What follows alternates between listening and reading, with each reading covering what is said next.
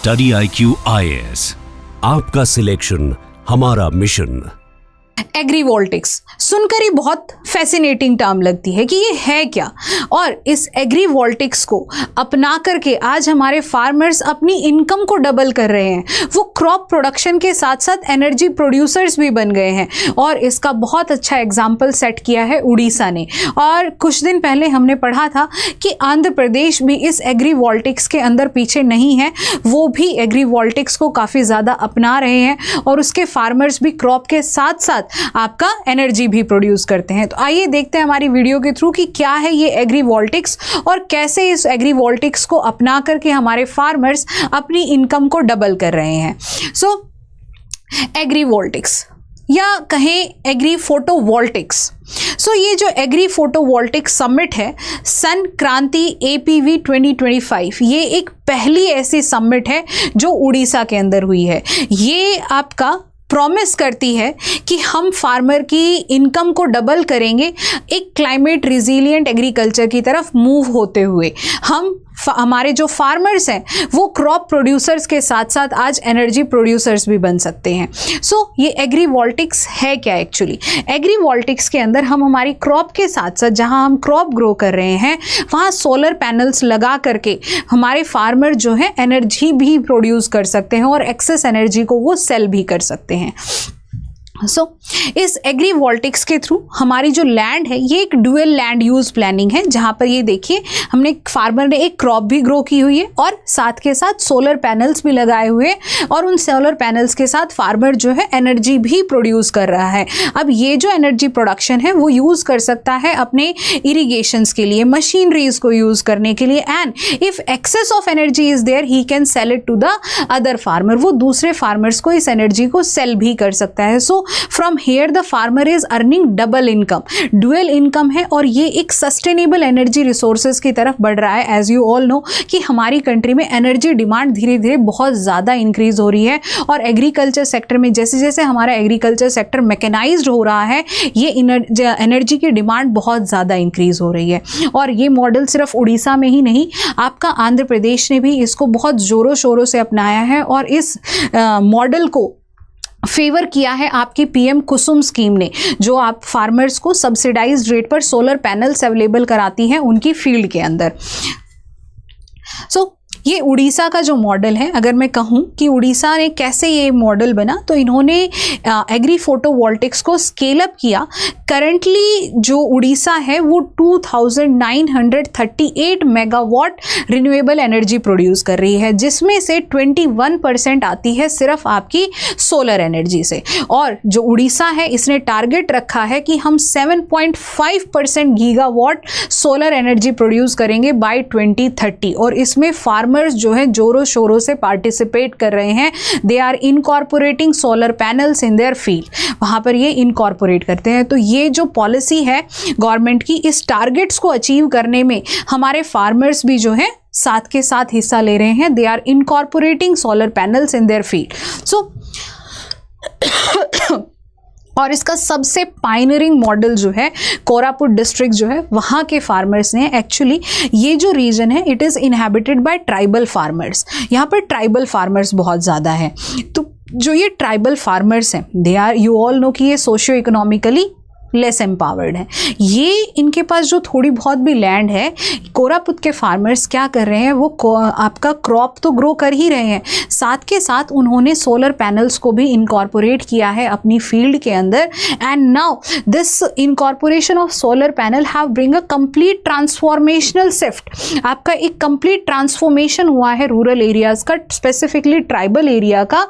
यहाँ पर जब पहले एनर्जी नहीं होती थी, सनलाइट आपका इलेक्ट्रिसिटी अवेलेबल नहीं थी, न फार्मर जो हैं इलेक्ट्रिसिटी प्रोड्यूस करके घरों में भी इलेक्ट्रिसिटी सप्लाई कर रहे हैं। और ये जो इलेक्ट्रिसिटी आपका फील्ड से प्रोड्यूस हो रही है, they are using for their fishery and livestock. Fishery और लाइव स्टॉक के भी जो प्रोडक्शन के लिए जो एनर्जी चाहिए होती है, उसके लिए भी फार्मर्स जो हैं एनर्जी आपका प्रोवाइड कर रहे हैं। सो यहाँ से जो आपके ट्राइबल फार्मर्स हैं उन्होंने क्रॉप को तो इनकॉर्पोरेट किया ही, क्रॉप का प्रोडक्शन किया, increase their crop production along with the production of your energy. साथ के साथ they are using that energy for the rural development by providing electricity and for the fishery sector and livestock sector. तो इस district में जो tribal farmers है वो complete energy की रिक्वायरमेंट जो है उसको फुलफिल कर रहे हैं just by adopting solar panels in their field. जो एक्स्ट्रा एरिया जो बचा हुआ है फील्ड में जहां पे फार्मर्स क्रॉप नहीं ग्रो कर रहे हैं वहां पे उन्होंने इनकॉर्पोरेट किया है सोलर पैनल्स को।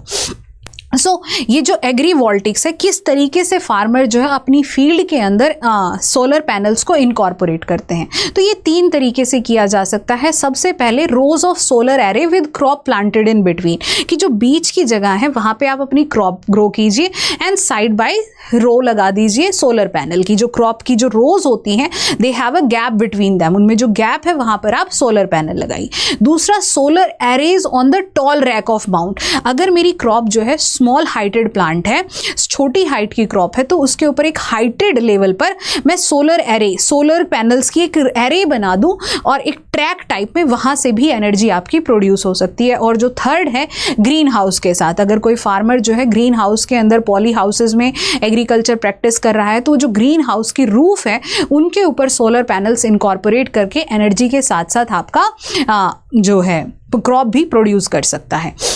अब इसके बेनिफिट्स क्या हैं? फर्स्ट ऑफ ऑल ये प्रोडक्टिविटी इंक्रीज करेगा, it will increase the resource use efficiency, कि जिस तरीके से मेरे रिसोर्सेज मेरी फील्ड में यूज हो रहे हैं ये उन रिसोर्सेज को एनहेंस करेगा, उनके यूजेस को बढ़ाएगा, कि जैसे मेरा वेस्टेज कम होगा। Like earlier I have to purchase electricity, मुझे खरीदनी पड़ती थी, अब कभी लाइट अवेलेबल है नहीं है, there was lot of power cuts हो गए तो मेरी फील्ड को प्रॉपरली टाइम पर पानी नहीं मिलता था, इरिगेशन नहीं मिलती थी, मशीनरी यूजेस जो मुझे करनी है मैं वो नहीं कर पाती थी और वेस्टेज बहुत ज़्यादा होता था। बट सोलर पैनल इनकॉर्पोरेट करने की वजह से मेरे पास टाइमली इलेक्ट्रिसिटी है, मुझे जब इरिगेशन मेरी फील्ड में देना होगा आई कैन यूज़ दैट, और एक रिसोर्स यूजेस जो है वेस्टेज ना होने की वजह से प्रोडक्टिविटी मेरी बढ़ेगी, इनपुट कॉस्ट मेरा कम हो रहा है जिसकी वजह से, और एफिशिएंट यूटिलाइजेशन की वजह से प्रोडक्शन इंक्रीज होगा, आउटपुट इंक्रीज होगा, फार्मर की इनकम बढ़ेगी। ये जो है आपका जो एग्रीकल्चर सेक्टर में एनर्जी के लिए जो कंपटीशन था, लाइक इंडस्ट्रीज़ में आपका इलेक्ट्रिसिटी पहले अवेलेबल कराई जाती है, एग्रीकल्चर सेक्टर की मोस्टली कट कर दी जाती है, like during the harvesting season. Harvesting season में क्या होता है आपका बहुत बार क्रॉप हमारी ड्राई रहती है, and during the summer season जब हार्वेस्टिंग आती है तो उस टाइम आंधी वगैरह बहुत चलती हैं, that time there are lot of power cut in the agriculture sector.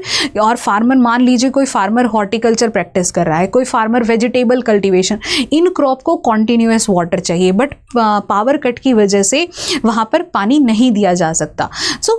Solar energy को हॉर्टिकल्चर के साथ इनकॉर्पोरेट करके, लाइक हॉर्टिकल्चर में आपके फ्यूअर प्लांट रहते हैं, देन स्पेस इज एम्प्टी, तो उस एम्प्टी स्पेस पे आप सोलर पैनल्स को ग्रो करके आपकी एनर्जी की डिमांड कंप्लीटली फुलफिल हो सकती है। So these are the benefit, it will earn more income to the farmer, आपका रूरल डेवलपमेंट होगा। जैसे हमने कोरापुट का देखा कि जो ट्राइबल फार्मर थे, जो सोशियो इकोनॉमिकली लेस एम्पावर्ड थे, आज वही फार्मर आपका क्रॉप प्रोड्यूस कर रहे हैं, उसके साथ साथ एनर्जी प्रोड्यूस करके they are selling to at the rural area.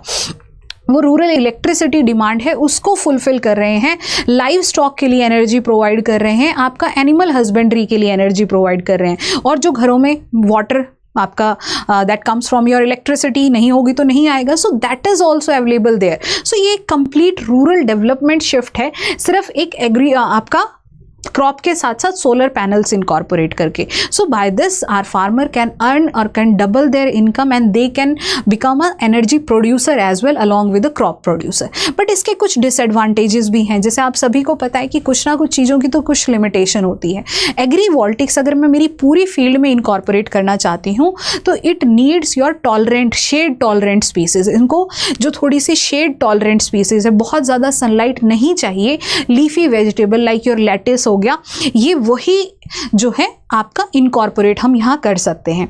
दूसरा आपका जो, अगर मैंने इनको इनकॉर्पोरेट किया मेरी क्रॉप के साथ, तो ये देखा गया है कुछ रिसर्च में कि अप्रॉक्सीमेटली 11% रिडक्शन हुआ है मेरी क्रॉप की यील्ड के अंदर।